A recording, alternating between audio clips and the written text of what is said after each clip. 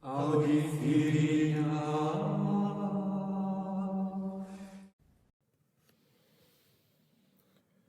El profeta Malaquías.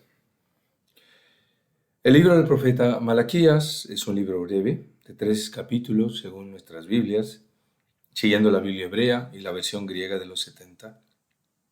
Algunas Biblias, siguiendo la Vulgata, contienen un cuarto capítulo que en realidad es una división del tercero, porque los últimos versículos de este, 19 a 24, forman este capítulo cuarto.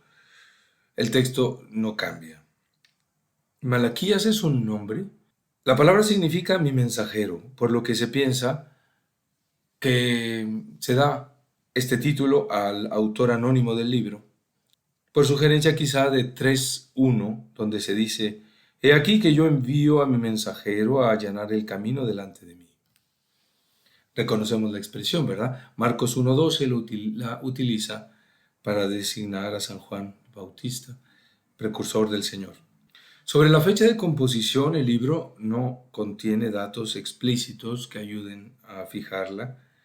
En cambio, por su contenido y su lenguaje, se puede determinar que es posterior al restablecimiento del culto en el templo, después del destierro, en el año 515, y tiene que ser anterior a la prohibición de matrimonios con no judíos por parte de Nehemías, el año 445.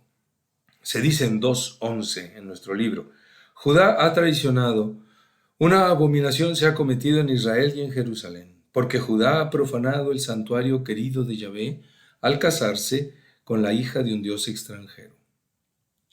Es decir, el matrimonio representa la alianza con Dios, la alianza entre Dios y Judá. Y por eso el que se casa con una idólatra o con una hija de un dios extranjero profana el culto del templo. Tenemos insinuados ya aquí los dos grandes temas del libro, el culto y el matrimonio. El primer tema. Se trata sobre todo de las faltas cultuales de los sacerdotes y de los fieles. Sobre los sacerdotes se dice, el hijo honra a su padre, el siervo a su señor. Pues si yo soy padre, ¿dónde está mi honra? Y si soy señor, ¿dónde está mi temor? Dice Yahvé Sebaot, a vosotros, sacerdotes, que menospreciáis mi nombre. Y el tema de la acción cultual de los sacerdotes se prolonga desde aquí, desde 1:6 hasta 2:9. ¿Dónde está mi temor? ¿Dónde está la reverencia? El final de esta sección. Pero vosotros os habéis extraviado del camino, habéis hecho tropezar a muchos en la ley, habéis corrompido la alianza de Leví, dice Yahvé Sebaot. Por eso yo también os he hecho despreciables y viles ante el pueblo, de la misma manera que vosotros no guardáis mis caminos y hacéis acepción de personas en la ley. También las faltas contra el culto son de los fieles, cuyas ofrendas son fraudulentas, en connivencia con los levitas que dejan pasar estas ofrendas defectuosas. Me defraudáis a mí, vosotros, la nación entera, dice en 3:9. Ahora bien, no hay que olvidar que entre el culto del templo y la vida de los fieles hay una continuidad, sí, debe haber una coherencia. Así que las faltas censuradas son también las faltas en otros ámbitos de la vida. Se dice en 3:5, yo me acercaré a vosotros para el juicio y seré un testigo expeditivo contra los hechiceros y contra los adúlteros, contra los que juran con mentira, contra los que oprimen al jornalero, a la viuda y al huérfano, contra los que hacen agravio al forastero sin ningún temor de mí, dice Yahvé Sebaot. Sobre el segundo tema, los escándalos de los matrimonios mixtos, o sea, con no judíos, de los adúlteros y de los divorcios, que manchan la pureza del culto en el templo. Se dicen 2:13 a 16, y esta otra cosa hacéis también vosotros, cubrir de lágrimas el altar de Yahvé, de llantos y suspiros, porque él ya no se vuelve hacia la oblación ni la acepta con gusto de vuestras manos. Y vosotros decís, ¿por qué? Porque Yahvé es testigo entre tú y la esposa de tu juventud, a la que tú traicionaste, siendo así que ella era tu compañera y la mujer de tu alianza. ¿No ha hecho él un solo ser que tiene carne y espíritu?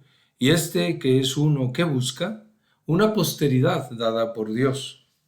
Guardad pues vuestro espíritu, no traiciones a la esposa de tu juventud, pues yo odio el repudio, el divorcio, dice Yahvé, Dios de Israel, y al que encubre con su vestido la violencia, dice Yahvé Sebaot. Guardad pues vuestro espíritu, y no cometáis tal traición. El adulterio, el repudio, o sea, el proceso de divorcio, son detestables para Dios y hacen inaceptable la ofrenda que los fieles presentan en el templo. Una particularidad del libro de Malaquías que podemos notar en el pasaje anterior es que los temas mencionados son presentados mediante una especie de diálogo, de discusión. Concretamente, Dios afirma algo contra los fieles, Dios afirma que los fieles se alejan de Él, y el pueblo o los sacerdotes preguntan ¿por qué? ¿Por qué dice Dios tal cosa? Y Dios responde alternando amenazas y promesas de salvación. Así está estructurado el libro en los 4 sermones de Malaquías. Y esto lo hace con el trasfondo del juicio que se acerca.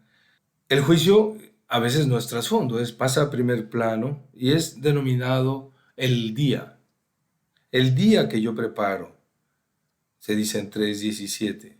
Pues he aquí que viene el día abrasador como un horno. Todos los arrogantes y los que cometen impiedad serán como paja. Y los consumirá el día que viene, dice Yahvé Sebaot, hasta que no alcéis, hasta no dejarles raíz ni rama, dicen 3:19. Este día será preparado por una nueva misión del profeta Elías. He aquí que yo envío al profeta Elías hasta que llegue el día de Yahvé, grande y terrible. Esta vuelta de Elías también en el Nuevo Testamento se aplica a San Juan el Bautista. Ahora, este juicio inexorable, este juicio de castigo, a la vez se presenta como un juicio de purificación, por tanto de salvación. ¿Quién podrá soportar el día de su venida? ¿Quién se tendrá en pie cuando aparezca? Porque es él como fuego de fundidor y como lejía de lavandero. Se sentará para fundir y purgar, purificará a los hijos de Leví, a los sacerdotes, y los acrisolará como el oro y la plata, y serán para Yahvé los que presentan la oblación en justicia. Adrien Foxfire, en su libro La misión de los profetas, subraya que la misión del profeta Malaquías es una misión que debe discernir entre elección y no elección, y debe interpretar el misterio de la elección en el marco de la no elección. Este es un rasgo importante de nuestro profeta, porque la gracia de la elección recorre toda la historia de la salvación, también el Nuevo Testamento. Y siempre tendemos a mirar la vida sin contar con esa gracia que hace diferencia entre elegidos y no elegidos. Elegidos y llamados, dice la primera carta de San Pedro, a los cristianos, elegidos por Dios y llamados por Dios. La gracia de la elección que vemos desde la vocación de Abraham en adelante, la elección del pueblo de Israel. Hay elegidos y no elegidos. En efecto, el libro de Malaquías empieza recordando la elección de Jacob y la no elección de Esaú. Os he amado, dice Yahvé, y vosotros decís, ¿en qué nos has amado? ¿No era acaso Esaú el hermano de Jacob, oráculo de Yahvé? Sin embargo, yo amé a Jacob y odié a Esaú. Dice en 1, 2, 3. Capítulo 1, versículos 2 y 3. También y de modo especial el libro hace presente la elección de la tribu de Leví para el sacerdocio y por tanto para celebrar y vigilar el culto. No pueden minusvalorar las palabras del Señor o interpretarlas según su propio parecer, dice Adrien Foxfire. Han de permanecer los sacerdotes dentro de la elección y dar al pueblo el ejemplo de los que son elegidos. La elección de Dios es indisoluble. También el matrimonio es descrito al pueblo como algo inconmovible y exige la perseverancia en el matrimonio ya realizado, pues algo de la elección fiel de Dios por Israel es representado en el matrimonio. Así pues, para sacerdotes y matrimonios, las palabras de castigo se incluyen de tal manera en la promesa de lo venidero que la mediación del Señor y de sus siervos, los profetas, se muestra en toda su eficacia. La salvación viene a salvar a los que no han sido fieles a la elección del pueblo por parte de Dios, a la elección de la tribu de Leví, a la elección que se da en el matrimonio. La mediación es necesaria. No es fácil la vida en el servicio sacerdotal, no es fácil la vida en el matrimonio. Por eso esta mediación salvífica del profeta, esta advertencia de Dios a través de los profetas, se hace necesario para volver conscientemente, con toda la gratitud posible, a la gracia de la elección. Por eso, en el tribunal que se prepara, porque todo en Malaquías parece una transición, es un momento de transición, porque el juicio se acerca. En esta preparación del juicio, es eficaz la palabra del profeta, es eficaz el sacrificio y la oración de los fieles. Así pues, el Dios para quien vale el sacrificio no es solo el Padre severo que constata lo que es insuficiente, sino un Dios que ayuda. Ya no solo hay justicia al frente del tribunal, se ve la cercanía de la gracia por múltiples caminos. Por severas que sean las palabras de castigo, hay una esperanza que lo atraviesa todo. Y esta esperanza desborda los límites de la elección del pueblo, en donde se ve en qué consiste el misterio de la elección, pues en toda la Escritura los elegidos son tales en favor también de los no elegidos. Los elegidos deben vivir su elección, que redundará también en salvación para los no elegidos. Así se dice en 1:5, vuestros ojos lo verán y vosotros diréis, grande es Yahvé más allá del término de Israel. Y el sacrificio definitivo, mesiánico, será el que se ofrezca en toda la tierra, ya no solo en el templo. Desde el sol levante hasta el poniente, grande es mi nombre entre las naciones, y en todo lugar se ofrece a mi nombre un sacrificio de incienso y una oblación pura. Pues grande es mi nombre entre las naciones, dice Yahvé Sebaot, se dice en 1:11. Mientras tanto, Israel debe perseverar en los sacrificios prescritos por el templo, presentados con corazón puro.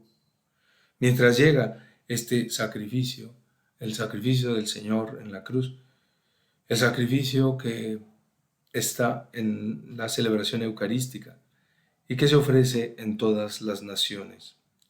El tribunal, según el libro de Malaquías, está ya constituido, pero Dios mismo pone delante a sus mediadores, a sus profetas.